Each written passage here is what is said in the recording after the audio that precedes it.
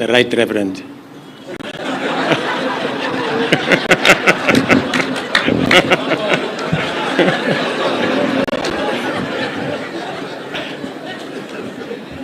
I thought that is the new definition. I had somebody else say it.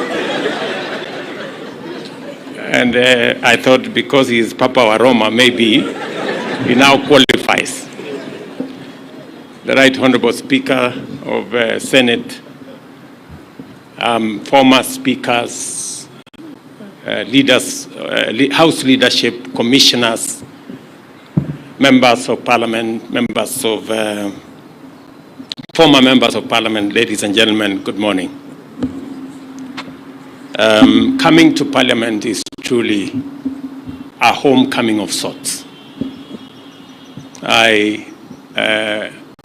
These premises were my workplace for 15 years. And I had tremendous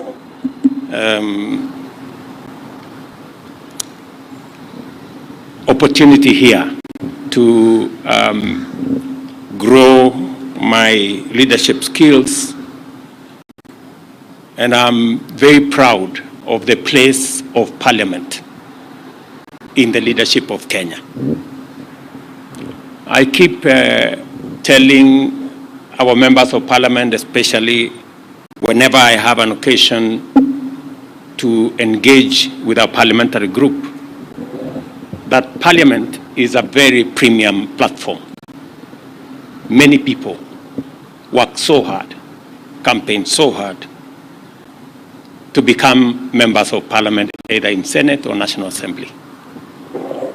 And it's a great privilege to serve the people.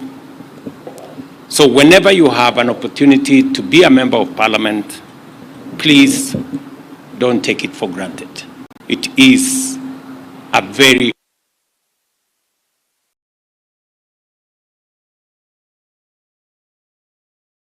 and that is why, in my mind, I have no doubt whatsoever that the resources that we have allocated for this Parliament to have the requisite infrastructure, capabilities for members of Parliament who are the people's representatives to discharge their responsibility and mandate is actually resources very well spent. And that is why it is my pleasure this morning to celebrate the culmination of a highly symbolic development project, which is a significant milestone on the Kenya Parliament's historic journey of growth as a national institution of critical importance. There is no doubt that the government has invested a great deal of public resources to provide our legislators with modern and high-quality amenities to enable them discharge their functions. And I speak against the background laid by the Honorable Speaker here. When I was first elected as a member of Parliament in 1997, 1998, there was no office for any member of Parliament here.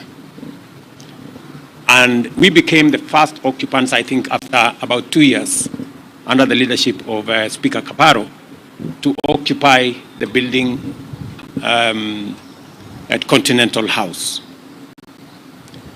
And it had many challenges, but it was a great improvement from us working from our private offices or from the parking lot in our cars. And because, members, you now have, according to your own admission, world-class facilities, we expect, and the people of Kenya expect, world-class representation, world-class legislation, world-class oversight. And looking at the facilities, and I tested them this morning, the committee spaces, in the offices themselves, you have now no reason, forget excuse, you have no reason not to give us and the people of Kenya the best of what you can do as our legislators. And I have no doubt that the quality of debate, having opened the library, and each member of parliament having some research people to work with, that the quality of debate, the quality of representation of legislation is going to greatly improve. And Mr. Speaker, if there is anything the Kenya government can do additionally to equip our members of parliament so that they can discharge their very central responsibility to the people of Kenya, I will spare no effort in working with you to make sure that it is done. There is no doubt that we spend huge resources here, and let me say, in other words, our employer, the people of Kenya, have gone to great lengths to implement their end of the civic contract that exists between us and them.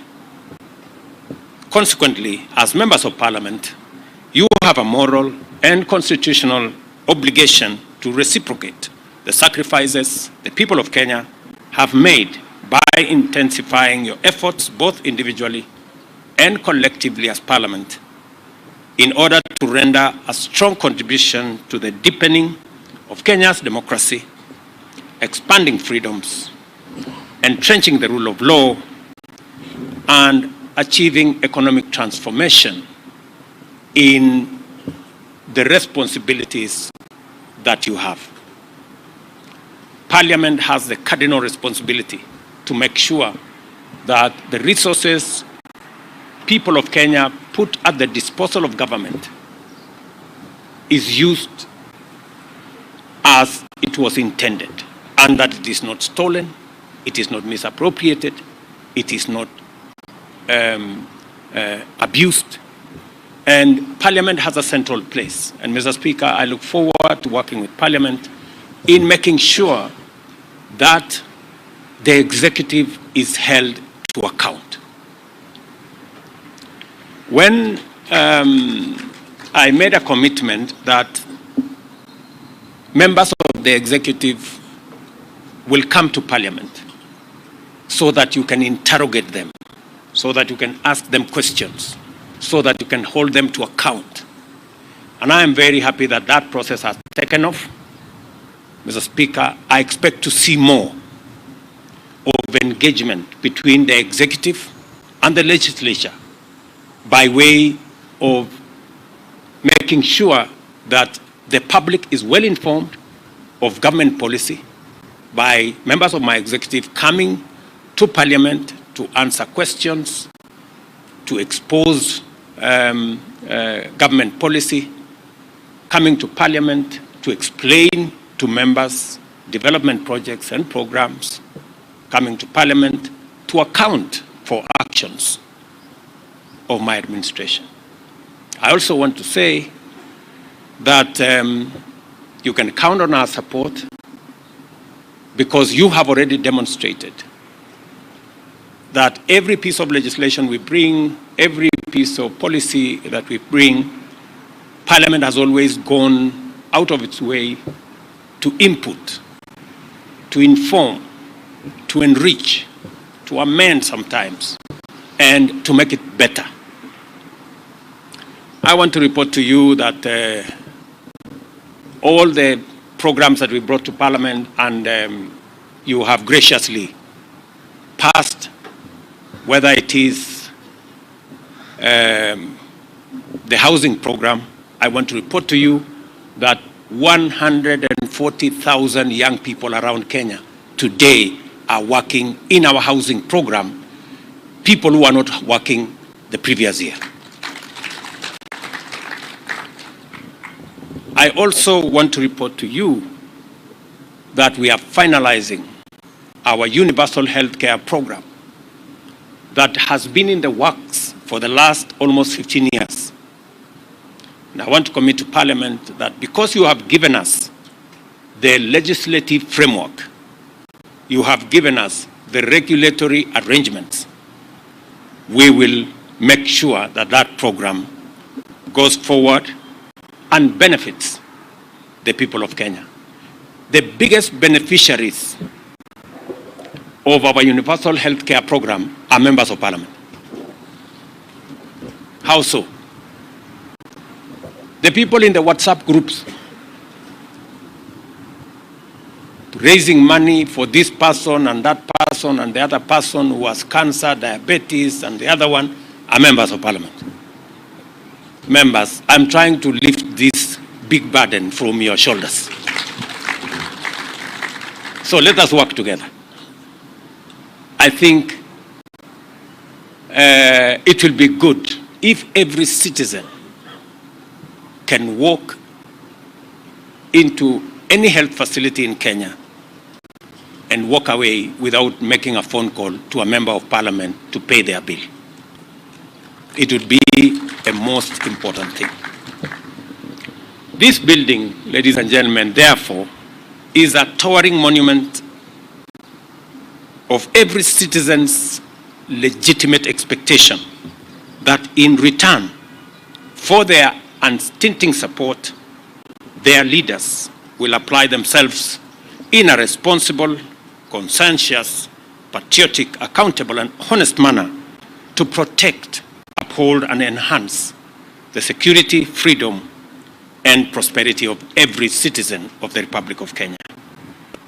In conceptualizing and building Bunge Towers, Parliament and the Executive were able to collaborate effectively and deliver a project of such magnitude in exemplary harmony. This building therefore symbolizes the power, partnership, and cooperation between arms of government to solve large-scale problems, transcend challenges, and achieve monumental positive impacts. It is an excellent demonstration that the bottom-up economic transformation agenda will be implemented on time if every arm of government gives it a chance, and if we are able to reach out in the spirit of goodwill, solidarity, and commitment to the values that unite all of us, irrespective of our political persuasions, regions, faiths, and other considerations.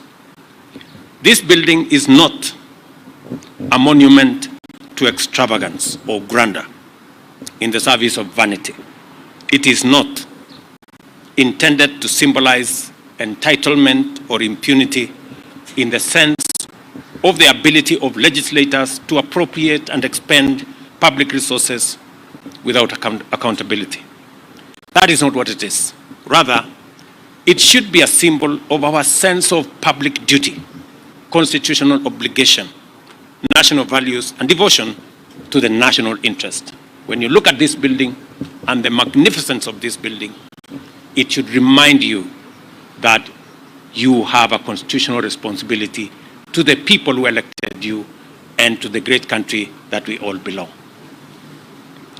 Therefore, Parliament is an institution, or as an institution, has no choice but to rise to the new era inaugurated by the opening of the Bunge Towers and deliver rigorous, effective, and consistent representation, legislation, and oversight. This moment in the history of our socio-economic and political development demands much higher standards from our national institutions, especially Parliament. We are gathered here to affirm our capacity to deliver this institutional quality and signal to Kenyans that henceforth there will be no excuses for poor, negligent, or unattentive performance. And as has been said here by members who've spoken, there is now no more reason for extra resources to travel to hotels and to places. I don't know whether that is true. Now that we have all the facilities here, the meeting rooms, committee meeting rooms, I hope I will see a significant drop, Mr. Speaker, in the budget of Parliament. Yeah, it must reflect somewhere. You guys have just said yourselves. Yeah. And the taste of the eating is of the pudding is in there. Yeah, so as you appropriate the next budget, just remember that Parliament does not now need money to go to hotels, and therefore the budget should come down. I am confident that every member of Parliament is up to the task and can deliver beyond expectations. I have no hesitation, therefore, in expressing my very strong expectation that this and future parliaments will satisfy our nation's demand for excellent service from its public servants. I wish you all success as you serve the nation from your new offices in Bunge Towers, and look forward to a stronger, positive collaboration in actualizing the aspiration of the people of Kenya. I also want to tell you, as a former member of Parliament, that I know and I understand the challenges that we all face as leaders, and progressively we must work in collaboration together to overcome those challenges and to better serve the people of Kenya. Let me persuade you on three very important things. Yesterday evening, I had a discussion with the CEO of National Government NGCDF, Mr. Mbuno. And my discussion with him was on the subject of ICT hubs. Because I had an engagement with the chair of ICT, my good friend John Kiarie and his team. And we agreed that the same way, by God's grace, we have jobs, it is our responsibility to work together to find opportunities for employment for other Kenyans. And one of the spaces in which we can create those opportunities is in the ICT space. I want to thank Parliament for amending the NCGTF Act so that today we can use resources under that program in developing ICT hubs. When I saw that that program was not moving, I looked for the people concerned, and I'm very happy that this morning I did instruct both the PS and the CS for ICT and NGCDF to have a meeting and conclude the challenges that were there so that members of Parliament can roll out ICT hubs across Kenya and provide opportunities for employment in our digital job framework for millions of the people we represent and who elected us. It is my expectation that in the next 3 to 4 months, ICT hubs should be up and running in every ward in Kenya. And I want to persuade members of Parliament to work with us on this program. The other program that I want to persuade you on us working together is the program on export of labor. We are currently working on bilateral labor agreements. And I want my good friend Mushangi, aka Karemba, to work with my ministry and your committee so that we can conclude on the bilateral labor agreements with your input and support, so that we can provide a framework for more Kenyans to find job opportunities across borders. It is my intention that in the next 5 to 7 years, we should increase our diaspora remittances from $4 billion to $10 billion. It is doable, and it will go a long way in making sure that more and more Kenyans have incomes that support the growth of our economy. Members, you are the ones who appropriate public resources. You know very well that we spend 650 billion shillings every year for the education of our children. If we are spending 650 billion, we must also think about how do we get value from this investment of 650 billion. we must think about the people who come out of that investment. How do we monetize their knowledge, their talents, their expertise, their skills, and use it to drive the economy of our country and the progress of our nation? And that is why we have to be intentional, we have to be deliberate. And I'm very happy that I'm speaking to a body of the highest leadership of the Republic of Kenya, that as you people appropriate those resources, let's also think about the output. How do we create opportunities for employment? And that is why I'm very, very proud that yesterday, Parliament finally ratified the Economic Partnership Agreement that will now give us a framework for enterprise, business, exports, trade between Kenya and the EU, 27 countries of the EU. I also want to tell you that as you are passing the Economic Partnership Agreement, yesterday again we were concluding another agreement with our friends of the UAE, again to provide expanded framework for business, for entrepreneurship, for trade between our countries. And I'm very happy that when we concluded that meeting yesterday, we got an offer, first offer of $500 million of 70 billion Kenya shillings to support our programs as we build greater synergy and networks to support our economy. And later today, we will be having another engagement with American companies under the AMCHAN program, again to better expand our frameworks, especially that will provide Kenya with investment opportunities, especially in our special economic zones and export processing zones. I was with my friend Kingola in Athi River, and I made a commitment that with a new traction and momentum we have created, by next year we will have an extra 20,000 jobs in Athi River EPZ.